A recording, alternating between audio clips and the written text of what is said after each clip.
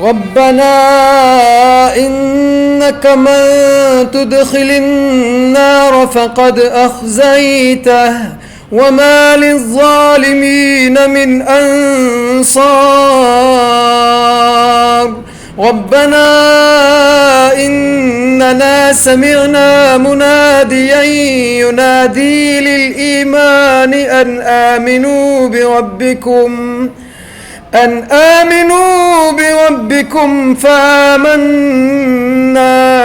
ربنا فاغفر لنا ذنوبنا وكفر عنا سيئاتنا وتوفنا مع الأبرار.